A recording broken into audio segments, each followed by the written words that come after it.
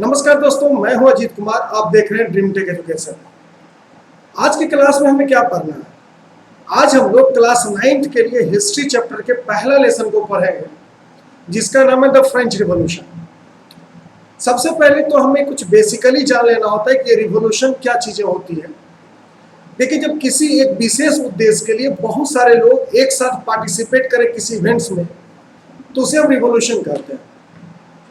चूंकि हम लोग फ्रेंच रिवॉल्यूशन को पढ़ रहे हैं और फ्रेंच रिवॉल्यूशन का बहुत बड़ा और बहुत इंपॉर्टेंट हिस्ट्री है ना, हिस्ट्री है। आप देखेंगे क्या कि फ्रेंच रिवॉल्यूशन से इसी बात से आपको पता चल सकता है कि एक बार एक आदमी थे जिसका नाम था ऑस्ट्रिया का चांसलर था वो। उन्होंने एक बार बोला था कि If France sneeze, then whole Europe suffering from cough and cold. अगर फ्रांस छींकता है तो पूरे यूरोप को सर्दी खांसी हो जाती है। ये एक बार बोले थे ड्यूक मेटरनी। मतलब फ्रेंच रिवॉल्यूशन का इतिहास जानना हमारे लिए बहुत जरूरी है। ये आपको क्लास 10th में भी पढ़ना है और क्लास 9th में भी पढ़ना है, लेकिन हम कोशिश करेंगे इस चैप्टर को आसानी से समझने का। और अभी आप लोग जैसे जानते हैं कि अभी आप लोग का पीरियोडिक टेस्ट 1 चल रहा होगा, तो पीरियोडिक टेस्ट 1 के कारण हम इस चैप्टर को आसानी से धीरे धीरे करके बेसिक बाय बेसिक से समझने का कोशिश करेंगे। तो चलिए शुरू करते हैं। सबसे पहले देखते हैं इसके टाइमलाइन को। इसमें हमें करना क्या है सर? तो देखिए, सबसे पहले तो इस फ्रेंच रिवॉल्यूशन को समझने का कोशिश करेंगे, जो कि 1789 से 1799 तक चला। 1797 में नेपोलियन को पढ़ेंगे। उसके बाद ग्रीक वॉर ऑफ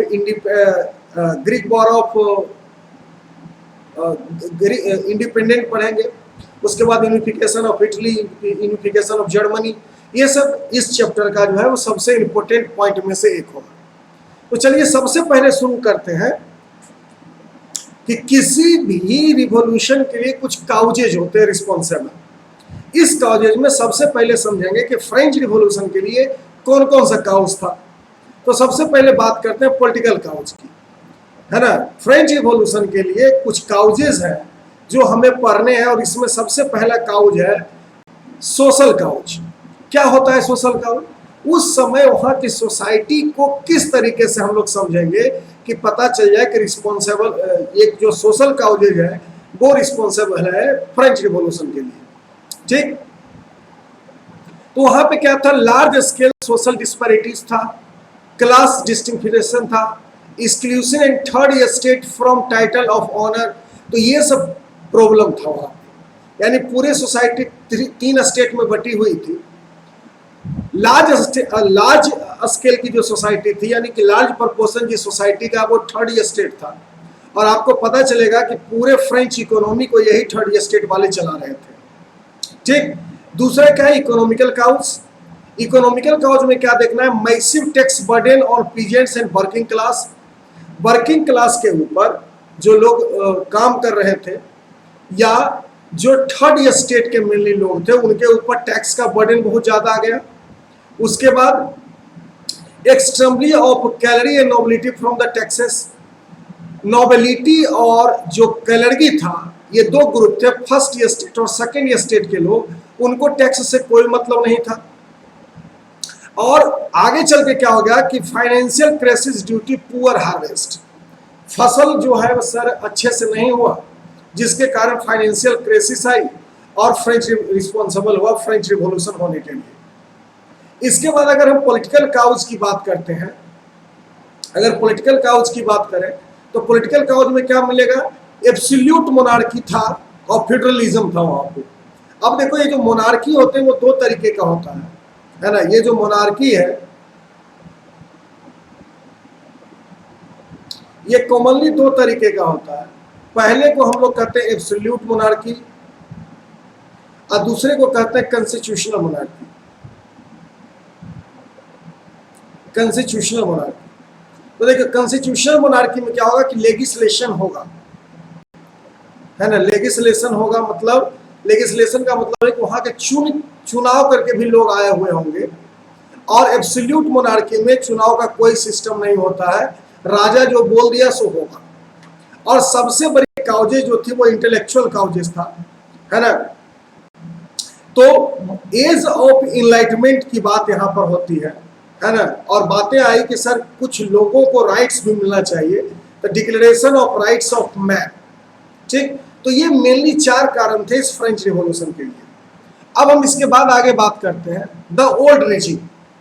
देखिए ओल्ड रिजीम किसको कहा जाता है, तो एंशियन रिजीम इसको कहा जाता है, मतलब जो ओल्ड तरीके से फ्रांस चल रहा था, है ना, ओल्ड फ्रांस को हम लोग ओल्ड रिजीम कहते हैं, ठीक। इसमें क्या क्या देखेंगे, socio political system of pre revolutionary France, मतलब कि जो रिवॉल्यूशन हुआ उसके पहले का जो फ्रांस था, उस समय का जो उसका सोशल और पॉलिटिकल सिस्टम था, इसी को हम लोग ओल्ड रिजीम कहते हैं, ठीक। अब क्या देखेंगे कि France social hierarchy was divided into 3 state. जो वहां के सोशल हायरार्की था, हायरार्की का मतलब होता है पीढ़ी, है ना। जो सोशल हायरार्की था वो कॉमनली 3 स्टेट में था। पहले को कहते हैं फर्स्ट स्टेट, जिसको केलर्गी भी कहा जाता है। दूसरे को कहते हैं सेकेंड स्टेट, जिसको नोबिलिटी कहा जाता है। और तीसरे को कहते हैं थर्ड स्टेट, जिसको एवरीवन इलेज कहा जाता है। यानी कि जो केलर्गी नहीं होगा वो सब 3 स्टेट में होंगे, है ना। केलर्गी किसको कहेंगे सर, तो जो राज परिवार या जो राजा के द्वारा चलाया गया चर्च होगा, वैसे लोग जो चर्च में काम करते हैं उसको केलर्गी कहा गया वहां पे, ठीक। नोबिलिटी वैसे लोगों को कहा जाता था जो राजा या राजा के लिए काम करने वाले लोग होते थे, या फिर जो रॉयल ब्लड होता था, है ना, राजकुमार हो गया, है ना, ये सभी, या फिर किंग हो गए, क्वींस हो गया, जो उसके दरबारी लोग थे, वो सभी को नोबिलिटी कहा जाता है। और lawyer, doctor, businessman, merchant, peasant, shopkeeper, craftsman, soldier, तो ये सभी को थर्ड स्टेट में रखा जाता था, ठीक। अब देखिए यहाँ पे जो ग्रीन पार्ट है वो फर्स्ट स्टेट को दिखाता है, ब्लू पार्ट जो है वो सेकेंड स्टेट को दिखाता है, और रेड पार्ट जो है वो थर्ड स्टेट को दिखाता है।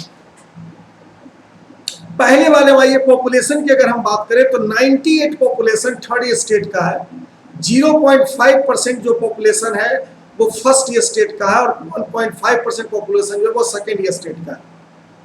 उसी तरीके से अगर हम लैंड ऑनरशिप की बात करते हैं, किसके पास कितनी जमीनें थी, तो 10% जमीन जो है वो फर्स्ट स्टेट के पास है, 25% जमीन जो है वो सेकेंड स्टेट के पास है, और 65% जमीन जो है वो थर्ड स्टेट के पास है। अगर टैक्सेशन की बात करते हैं तो फर्स्ट स्टेट और सेकेंड स्टेट को टैक्स नहीं देना होता था, सिर्फ थर्ड स्टेट के लोग जो थे वो टैक्स देते थे। तो ये ओल्ड रिजीम से हम लोग बातें सीखी। अब इसके बाद बात करते हैं सबसे पहले पॉलिटिकल काउज, ठीक। पॉलिटिकल काउज में क्या देखेंगे सर कि लुई 16, है ना, Louis 16 become king in 1774 at the age of 20। 20 साल के जब लुई 16 था तो राजा बना कब, 1774 में, ठीक। ये राजा साहब ऐसे थे जो अपने रॉयल बंगला को कभी नहीं छोड़ते थे। ही रूल फ्रॉम हिज प्लेसेस, जो कि कभी कभी ही बाहर निकल पाते थे, तो अंदर से बाहर क्या हो रहा है ये राजा को ज्यादा पता नहीं होता था, है ना। उसके बाद इनके द्वारा बनाया गया डिसीजन जो था, अगर उसको कोई लोग नहीं माने, है ना, तो उसके साथ बहुत बुरा होता था। उसको जेल के अंदर रखा जाता था बिना किसी ट्रायल का, सालों साल। और लुई 16 इज इक्वल टू क्या था, एब्सोल्यूट मोनार्क, जिस पर हमने बात किया था पिछले स्लाइड में। He hold all the power and there was no parliament to help run France. मतलब 3 पावर जो होते हैं बेसिकली, पहले को कहते हैं लेजिस्लेटिव, दूसरे को कहते हैं जुडिशरी, और तीसरे को कहते हैं हम लोग क्या, एग्जीक्यूटिव। ये तीनों पावर राजा अपने पास होल्ड करता था, लेजिस्लेटिव, जुडिशरी और एग्जीक्यूटिव, ये तीनों पावर राजा के पास होता था। कोई पार्लियामेंट का सिस्टम नहीं था जो राजा को बताए कि किस तरीके से देश को चलाना है। और सबसे बड़ी बात कि he believed that it was he divine right to rule. इसका मतलब होता है कि भगवान ने इसको राइट दिया है कि आप जाकर के जनता पर शासन करें। तो ये सब कारण से क्या है कि जो राजा था सर, वो आम आदमी के पहुंच से और आम आदमी के दर्द से बहुत दूर हुआ करता था। ये उसके पॉलिटिकल काउजेज में आएंगे। अब हम इसके बाद बात करते हैं इसके इंटेलेक्चुअल काउज पर। अब देखो उस समय क्या हो रहा था कि कुछ मिडिल क्लास के जो लोग थे, है ना, ये जो मिडिल क्लास के लोग होंगे, है ना, ये मिडिल क्लास के लोग जो थोड़ा सा पैसा उसा कमा लिए थे, उन्होंने डिमांड करना स्टार्ट किया कि सर क्या हो, सोसाइटी में फ्रीडम और इक्वल लॉ और सबके लिए एक जैसा अपॉर्चुनिटी हो। माने the middle class favoured a society based on freedom and equal law and opportunity for all. इसमें तीन लोग आएंगे। सबसे पहला आएगा रूसो। रूसो का एक किताब है जिसका नाम है टू ट्रीटी ऑफ गवर्नमेंट, है ना। इन्होंने डॉक्ट्राइन्स ऑफ द डिवाइन जो था कि भगवान ने बनाया है हमको बनाने के लिए, इस आइडिया को फेवर नहीं करता था। इनका कहना था कि सोशल कॉन्ट्रैक्ट के आधार पर सोसाइटी हो जिसमें लोग और उसके रिप्रेजेंटेटिव देश को चलाए। उसी में एक आदमी और था जिसका नाम था मोंटेस्क्यू। मोंटेस्क्यू का एक किताब है the spirit of the law. ठीक, इन्होंने कहा कि जो गवर्नमेंट है सर, उसको पूरे तीन भागों में डिवाइड होना चाहिए, लेजिस्लेटिव, एग्जीक्यूटिव और जुडिशरी, है ना। इसी तरीके की सरकार उस समय यूएसए में चल रहा था, है ना। यूएसए के वैसा मतलब पूरा यूएसए में नहीं चल रहा था, लेकिन जो 13 कॉलोनीज था जो अभी अभी ब्रिटेन से आजाद हुआ था, वहां पे ऐसे चल रहा था। ठीक, तो ये जो आइडिया था फिलोसफर का, ये जब लोग सैलून में जाते थे या कॉफी हाउसेस में जाते थे तो हम बुक और न्यूज़पेपर के माध्यम से इस आइडिया को पढ़ते थे और इससे इंस्पायर होते थे, है ना। और इसी समय क्या हो रहा था कि लुई 16, है ना, लुई 16 जो है वो और ज्यादा टैक्स लोगों पर इंपोज करने के लिए मीटिंग करने वाला था, है ना। ये सभी चीजें लोगों में गुस्सा के लिए मेनली रिस्पॉन्सिबल हुआ। ठीक, कि एक तो शासन खराब है और टैक्सेशन भी किसको दिया जा रहा है सर, तो मेनली टैक्स में वो लोग आएंगे जो पहले से ही टैक्स के बर्डन से दबे जा रहे हैं। ठीक, इसके बाद तीसरा जो कारण है वो है इकोनॉमिकल काउज। देखो इकोनॉमिकल काउज सबसे बड़ा काउज था फ्रेंच रिवॉल्यूशन के लिए। इसके लिए चार मेन कारण है। पहला, 1700 में करीब करीब फ्रांस का पॉपुलेशन 2 करोड़ था, लेकिन 1789 में लगभग 2.8 करोड़ हो गया। मतलब कह सकते हो कि 90 ईयर्स में सर, है ना, 1 करोड़ पीपल वहां पे बढ़ गए। ठीक, इस 1 करोड़ जो नए आदमी आए, इसके लिए अनाज नहीं था जिससे उनका पेट भरा जा सके। ठीक, उसके बाद दूसरा क्या था, जो किसान थे जब वो लोन लेते थे उनके ऊपर हाई डेबिट था, है ना। तो जो नेशनल बजट है, जो नेशनल बजट था उस समय का, जो टैक्सेशन की प्रोसेस थी, उसमें से आधा तो बजट जा रहा था किसमें, इसी कर्ज को चुकाने में। ठीक, अब उसके बाद क्या होगा कि बहुत ज्यादा ठंडा होने के कारण क्रॉप फेल्योर हो गया, जो कि फूड प्राइस को इंक्रीज कर दिया, है ना। और इतना ज्यादा फूड प्राइस इंक्रीज हो गया कि लोग अनाज खरीद नहीं पा रहे थे, और जब वो अनाज नहीं खरीद पाए तो इसके कारण हुई वह भूखमरी, जिसको कहते हैं फेमाइन। और भूखमरी के कारण बहुत सारे लोग मरे। ये सभी कारण जो था, लोगों में गुस्सा था, कॉमन पीपल हो गए या पीजेंट्स हो गया, इसमें खाने का अनाज नहीं था और वो सर्वाइवल के लिए एग्जिस्ट नहीं कर पा रहे थे, जिसके कारण लोगों में गुस्सा आ गया। ठीक, इसके बाद हम लोग समझेंगे क्या कि देखिए ये है जॉन लॉक। इन्होंने किताब लिखा जिसका नाम है टू ट्रीटी ऑफ गवर्नमेंट। दूसरा आदमी जो है वो है मोंटेस्क्यू। इन्होंने किताब लिखा द स्पिरिट ऑफ लॉ। और तीसरा जो है वो है जेन जैक्यू रूसो, जिनका है द सोशल कॉन्ट्रैक्ट। इस 3 किताब में से ऑब्जेक्टिव क्वेश्चन जो होते हैं, है ना, जो ऑब्जेक्टिव क्वेश्चंस होता है उसके लिए ये क्वेश्चन, एक तो क्वेश्चन आना ही आना है जब भी आपका पीरियोडिक टेस्ट हो या जब भी हाफ ईयरली टेस्ट हो। ठीक, तो ये तीनों बुक से कोई एक बुक का नाम, उसके ऑथर के बारे में पूछेगा या ऑथर का नाम दे देगा, बोलेगा बुक के बारे में बताइए। ठीक, तो आप इसका स्क्रीनशॉट जरूर ले लें। चलिए आगे बढ़ते हैं।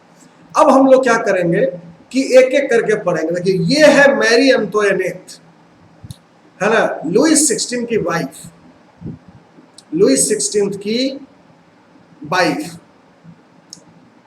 ठीक, कौन थी जी? तो ऑस्ट्रिया की प्रिंसेस थी सर, ये ऑस्ट्रिया के प्रिंसेस। और ये है आपके लुईस 16 जो फ्रांस के किंग बने, है ना। लुईस 16 किस फैमिली से बिलोंग करता था सर? तो बर्बन फैमिली से बिलोंग करता था, बर्बन डायनेस्टी, है ना। इसके पिताजी जो थे उनका नाम था लुई 15, लुई 15, है ना। उसके बाद ये लुईस 16 साहब आए। तो इस तरीके से ये दोनों के बारे में थोड़ी थोड़ी जानकारी आपको रखना बहुत जरूरी है। अब हम बात करते हैं कि उस समय हो क्या रहा था एक्चुअली। देखो, सबसे पहले हमको पढ़ना the struggle for survival. Struggle for survival का मतलब होता क्या है एक्चुअली? तो स्ट्रगल टू सर्वाइवल का मतलब होता है कि जिंदा रहने के लिए भी वहां लोगों को स्ट्रगल करना पड़ रहा था। इसके लिए कुछ पॉइंट है जिसको हम लोग समझेंगे। The struggle for survival by 1789 कब हुआ? तो 1789 में हुआ। क्यों?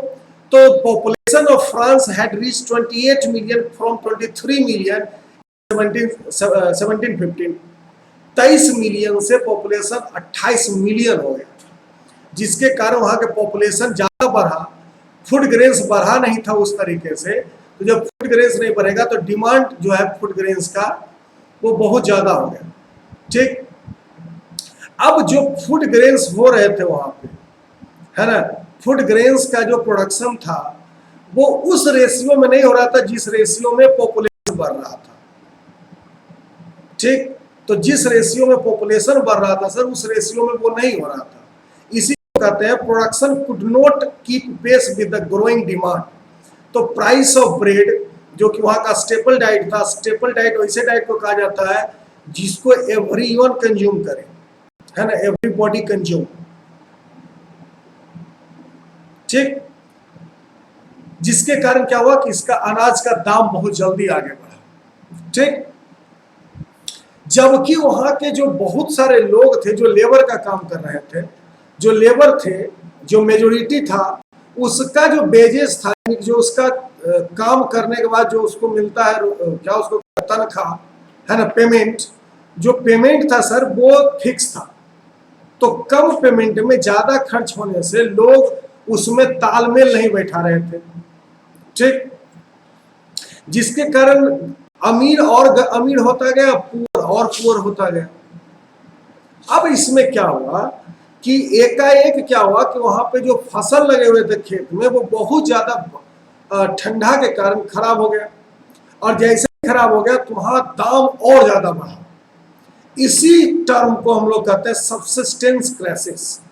सब्सिस्टेंस क्राइसिस का मतलब है, यहां से क्वेश्चन पूछा भी जा सकता है कि what do you mean by,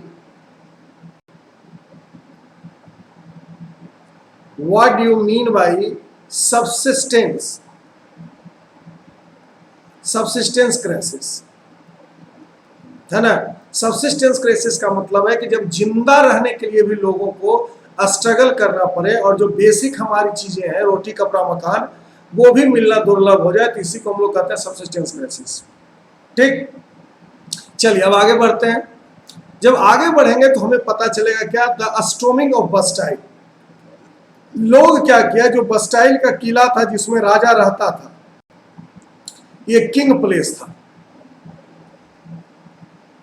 अब तुमको पता है पहले से ही कि चूंकि एब्सोल्यूट किंग था, इसलिए राजा के अगेंस्ट में जो भी काम करते थे लोग, उनको ये बस्टाइल के बंद कर दिया जाता था, है ना। इसीलिए लोग बस्टाइल को घृणा के नजर से देखने लगे थे, समझ गए। तो बस्टाइल को लोग घृणा के नजर से देखने लगे थे। कहा जाता है कि उस समय एक एनटीएससी एग्जाम होता है ना। एनटीएससी 2012 का एक क्वेश्चन है कि बस्टाइल इज द सिंबलाइज ऑफ, बस्टाइल जो था वो किस चीज का सिंबल था, तो वो सिंबल था despotic power of the king, despotic power of the king. ठीक, लोग उस महल से घृणा करने लगे थे। ठीक, तो देखो जब यहां पे हुआ क्या कि during summer of 1789 food riots break out in Paris due to bread shortage. क्या हो गया, ब्रेड का शॉर्टेज हो गया, जिसके कारण वहां पे खाने के लिए लोग राइट करने लगे, वो मारधार करने लगे। The working class was angry and anger over their decreasing wages and increasing price. उनका पेमेंट घट रहा था जबकि प्राइस जो है वो बढ़ रहा था दिन प्रतिदिन। Early June King Louis 16 stationed 17 regiment of Swiss guard and German merchandise in Paris and around Bastille supposedly to restore order. 17 regiment जो कि स्विस गार्ड के थे, जर्मन मशीनरी के कुछ गार्ड थे, इनको बस्टाइल के चारों तरफ लगा दिया गया, है ना। People despaired that the king was going to use the soldier against the people. इसके कारण क्या हुआ कि लोगों को लगा कि लगता है राजा क्या करेगा कि जो सोल्जर्स हैं इसको हमारे ऊपर भेजेगा जान से मार देने के लिए, है ना। उस समय जो लुइस 16 के जो फाइनेंस मिनिस्टर थे जैक्यू नेकर, है ना, इनको क्या किया गया कि जो राजा था इसको दरखास्त कर दिया, यानी उसको उसके नौकरी से हटा दिया गया। क्यों, तो इन्होंने डिमांड रखा था सर कि सबसे टैक्स लिया जाए तो स्थिति थोड़ी सामान्य हो सकती है, लेकिन इसको हटा दिया गया। और ये आदमी जो था थर्ड एस्टेट का हीरो था, जिसके कारण जो लोग थे वो बस्टाइल के ऊपर हमला कर दिए, भीड़। और जब वहां पे हमला किए तो जो राजा का सामान था उसको लूट लिया गया। बहुत सारे जो लोग थे उनको बंदी बना लिया गया, जो बंदी था उनको छुड़ा दिया गया और राजा के महल को तहस नहस कर दिया गया। यही स्टोरी कहलाता है स्टॉर्मिंग ऑफ द बस्टाइल। अब देखो क्या हो गया कि यहाँ पे एक और टर्म पढ़ना है, ई स्टेट जनरल। देखो जिसको अभी हम ई स्टेट जनरल बोले हैं उसी को बाद में हम लोग बोलेंगे नेशनल असेंबली,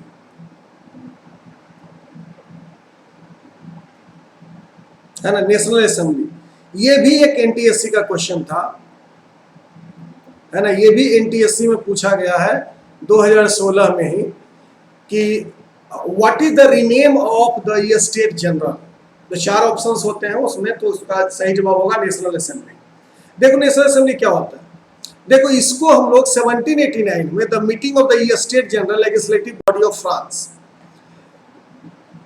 यहाँ इसको फ्रांस का लेजिस्लेटिव बॉडी कहा जाता था। यहाँ पे first state, second state, first state से 300 आदमी आते थे, सेकेंड स्टेट से भी 300 आदमी आता था और थर्ड स्टेट से आते थे 500 आदमी। ये लोग इतने आते थे मीटिंग में, लेकिन इसका भी एक वोट था, इसका भी एक वोट था, इसका भी एक वोट था, सब मिला के 3 वोट ही पोल होना था। एक वोट मतलब इस 300 आदमी को रिप्रेजेंटेट करेगा, दूसरा वोट इस 300 आदमी को रिप्रेजेंटेट करेगा और तीसरा वोट जो था इस 500 आदमी को रिप्रेजेंटेट करेगा। ठीक,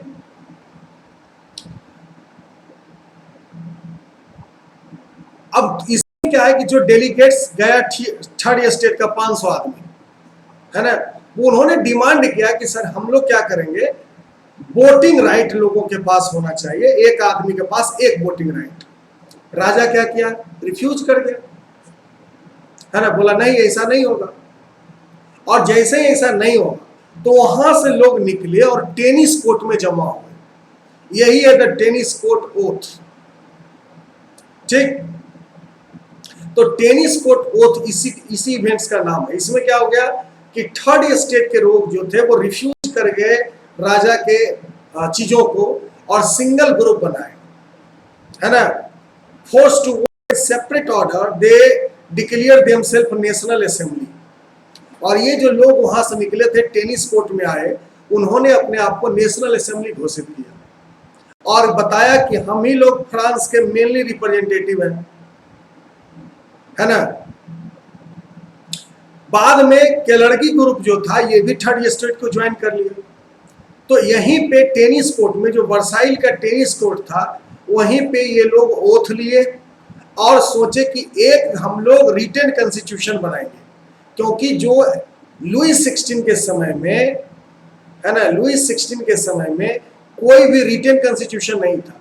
तो रिटन कॉन्स्टिट्यूशन पर काम करने के लिए इस टेनिस कोर्ट में लोग इकट्ठा हुए। ठीक, अब देखो जैसे ही टेनिस कोर्ट ओथ हुआ तो वहां का जो कॉन्स्टिट्यूशन बना वो इस तरीके का था। इसमें सबसे पहले जो लोग थे उनको एक्टिव सिटीजन और पैसिव सिटीजन में बांटा गया। ये हो गए एक्टिव सिटीजन और ये हो गए पैसिव सिटीजन। इस इमेज से भी कम एक क्वेश्चन तो आएगा ही आएगा। तो अभी जो बताया उसको आसानी से देखिएगा। सबसे पहले पैसिव सिटीजन की बात करते हैं। पैसिव सिटीजन वो लोग थे जिनके पास वोटिंग राइट नहीं था। ठीक, पैसिव सिटीजन वो लोग थे जिनके पास वोटिंग राइट नहीं था। ऐसे करीब करीब 3 मिलियन आदमी थे और टोटल वुमेन, टोटल चाइल्ड और 25 साल से कम एज के युवा, ये सभी को पैसिव सिटीजन कहा गया था। एक और चीज, जो 3 डेज के बेजेज, 3 डेज के बराबर अगर इन टैक्स नहीं दे रहा है तो वो भी पैसिव सिटीजन में थे। उसके बाद था एक्टिव सिटीजन। एक्टिव सिटीजन वैसे लोगों को कहा जाता था सर जो जिनको वोट देने का अधिकार था। इनकी संख्या थी 4 मिलियन करीब करीब। ये सभी एक्टिव सिटीजन वोट करके इलेक्ट्रेट्स को चुनते थे, जो 50,000 लोग होते थे। और ये 50,000 अपने आप में से 745 मेंबर को चुनते थे। 745 मेंबर को चुनते थे, जिसको नेशनल असेंबली कहा जाता था। और यही नेशनल असेंबली लेजिस्लेशन का एग्जाम्पल था उस समय। अब जो एग्जीक्यूटिव है उसमें किंग था, तो किंग को वीटो पावर था और नेशनल असेंबली था जो राजा को कंट्रोल करता था और अलग अलग काम के लिए मिनिस्टर को अपॉइंट करके रखा था। यही एक्टिव सिटीजन जो थे ये फिर वोट करके चुनते थे जज को। ठीक, और ये जो जज होते थे वो जुडिशरी के हेड होते थे। यानी कि अब देखिए सबसे पहले जो कॉन्स्टिट्यूशन है वो मोंटेस्क्यू के जो द स्पिरिट ऑफ लॉ है उसके अनुसार चुना गया। पूरी गवर्नमेंट जो है वो लेजिस्लेटिव, जुडिशरी, एग्जीक्यूटिव और लेजिस्लेटिव में डिफाइन कर दी गई। तो ये वहाँ का कॉन्स्टिट्यूशन, उस समय का जो कॉन्स्टिट्यूशन था उसके मुताबिक ये इमेज बनाया गया। आज के क्लास में हम लोग इतना ही पढ़ेंगे। अगले क्लास में जब जुड़ेंगे तो इससे आगे की कहानी आपको मैं बताऊंगा, है ना। अगर मेरा एफर्ट आपको अच्छा लगता है तो आप इस वीडियो को जरूर लाइक करें, अपने दोस्तों के साथ शेयर करें, और अगर आप मेरे चैनल पर नए हैं तो आप सब्सक्राइब करें, क्योंकि बहुत सारे बच्चे ऐसे हैं, करीब करीब 65% ऐसे मेरे व्यूअर्स हैं जो अनसब्सक्राइब हैं। ठीक, तो मैं आपके लिए इसी तरीके से मेहनत करता रहूंगा। प्लीज आप लोग सब्सक्राइब जरूर करें, है ना। और मैं फिर मिलता हूं अगले वीडियो में। आपके लिए इसी तरीके का जो इंटरेस्टिंग फैक्ट के साथ वीडियो होगा मैं लाता रहूंगा। आपका मैं घर बैठे सिलेबस पूरा करूंगा। मैं हूं अजीत कुमार, साइन ऑफ।